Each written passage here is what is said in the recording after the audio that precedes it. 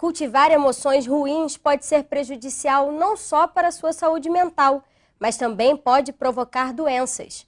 Para falar sobre esse assunto, convidamos a psicóloga Eni Peniche, o endocrinologista Álvaro Afonso.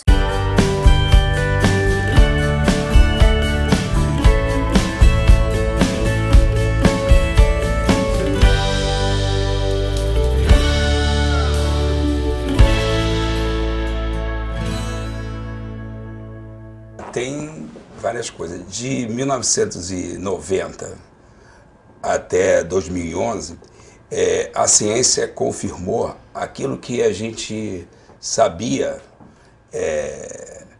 de forma intangível. A gente considerava as emoções, os sentimentos, coisas abstratas. Mas, cientificamente, emoções e sentimentos hoje são coisas concretas. Então, existem sentimentos e existem emoções que, de acordo com a intensidade e a ecologia, o lugar, podem ser positivos ou negativos. Por exemplo, quando eu digo assim, muito obrigado pelo convite, pela oportunidade de eu estar falando para os telespectadores, no exato momento que eu penso, sinto primeiro, depois eu penso e eu falo, no meu coração gerou uma química exatamente igual ao meu sentimento, igual à minha emoção. Então aquilo que a gente achava literal, por exemplo, cada louco com sua mania, ou eu estou com o coração na boca, esse tipo de conflito, ele partiu meu coração, cientificamente, sem nenhuma dúvida. Não é mais abstrato, é uma coisa absolutamente ela é absolutamente concreta. Quando você diz assim, existe um coração dentro do cérebro e existe um tubo digestório, não é digestivo, é digestório certo, né? Com dente, língua, boca, esôfago, dentro do cérebro também. Você vê a quantidade de pessoas que se queixam de problemas digestivos, de gastrite, que usam omeprazol. É enorme. Mas isso é uma coisa concreta. Mas isso é por conta, geralmente, de ansiedades. Várias emoções. Significa que as pessoas, literalmente... Literalmente, elas não estão digerindo as suas emoções. Aquilo ali, hoje em dia, a ciência não separa. É uma coisa só. As pessoas não estão digerindo as suas emoções. Se eu estou grato, de fundo do coração, verdadeiramente, produz imediatamente no meu coração um hormônio de gratidão. Agora, se eu estou ressentido, ou se eu estou com raiva, ou eu estou triste, provoca um equivalente do sentimento. É uma coisa só, não existe separação. Inclusive, as três principais emoções e sentimentos negativos, cientificamente, são, primeiro, o medo de separação, que é justamente a falta de fé, de você acreditar que existe separação. E que a gente chama cientificamente de ansiedade, que é medo de separação. A ansiedade normalmente gera um medo de mágoa, que pode gerar uma raiva. Muitas pessoas não gostam de raiva, mas vamos supor uma energia de resposta negativa, reativa, que se ficar crônica vira um ressentimento, e que se ficar crônico vira uma tristeza e vira uma depressão. Mas o que eu queria deixar claro, se for possível, e você me ajuda, você também, é que isso é concreto. Eu tenho uma paciente que ela diz assim, doutor, eu estou com o estômago doendo. Eu falei assim, não, teu estômago não está doendo. A sua filha arrumou um personagem, um namorado, que você não aceita, você não digere. Então, seu estômago não está doendo. Ele está dizendo que você não aceita o namorado que a sua filha escolheu. E são casos que faz exames, fazem endoscopia e não tem nada no tecido. Continua sentindo dor. Continua sentindo, é disfunção orgânica. Que a pessoa não tem essa informação. É somente a função do órgão que está comprometida. Que a pessoa não tem essa informação, que não é mais intangível, é uma coisa só, é concreto. Aí eu continuo. Aí a paciente volta, porque ela não entendeu que o problema dela não é tomar omeprazol, não é o estômago. O problema dela é a emoção, o sentimento que não está sendo digerido. Emoções contidas. Ela tá com aquelas emoções que o cérebro e o ser humano é um sistema que ele é feito para ele... É questão de rigidez, essa pessoa precisa desenvolver a flexibilidade. O sistema ele funciona assim, nosso sistema para ficar saudável, ele tem que existir ele tem que estar fluindo, as informações elas entram por baixo, elas são captadas e elas têm que ser respondidas em ações. Se as informações são processadas e não são respondidas, o corpo avisa. O corpo avisa. Por exemplo, ela voltou depois e disse assim: doutor, eu fiquei boa da dor de estômago, agora o problema é que eu estou com falta de ar. Eu falei: você não está com falta de ar. Aquela pessoa que a sua filha escolheu para namorado, provavelmente agora ela está sentada no sofá, na mesma atmosfera que você.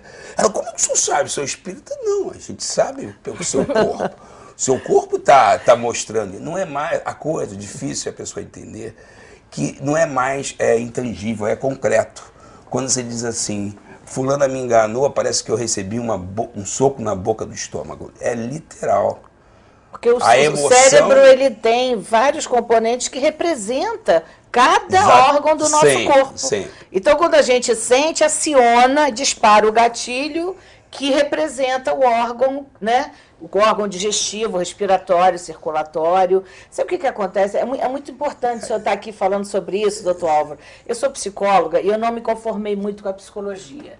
Porque a psicologia ela analisa o comportamento humano, né?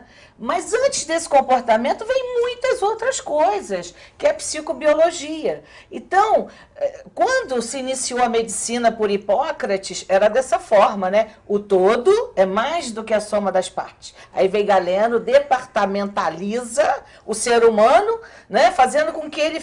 Aí quando nascem as especialidades. Então o médico vem e trata o estômago de uma pessoa, trata a garganta, trata só o coração e não trata a pessoa como todo. Então é bacana o doutor Álvaro, sendo um médico, ele ter esse olhar psicossomático. A gente precisa disso. Quando as emoções fazem toda a diferença, né? As Tudo. emoções fazem a diferença no nosso ser. Eu pedi para a Natália para ela ajudar. Não. Natália. Não. Eu pedi para ela ajudar, mas a doutora Inês, ela respondeu. Isso que eu vou falar assim. Se a coisa não estiver fluindo, se existir um bloqueio, primeiro o organismo avisa, que a gente chama de um sintoma ou uma somatização. Se aquilo ficar muito crônico, muito tempo, pode virar uma doença. Exatamente. Mas o objetivo do cérebro ou das representações que tem no cérebro é avisar que alguma coisa não está fluindo bem.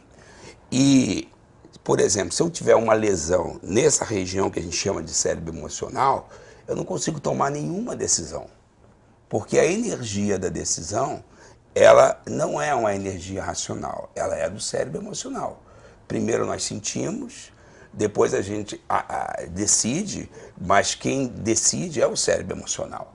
E o cérebro emocional é um softwarezinho, software é um programazinho diferente daqui, do racional. Esse software aqui, ele costuma usar símbolos, né? Cada louco com sua mania, é perfeito. É o sistema nervoso autônomo. É perfeito. Aí a moça continuou ainda a consulta, somatizando.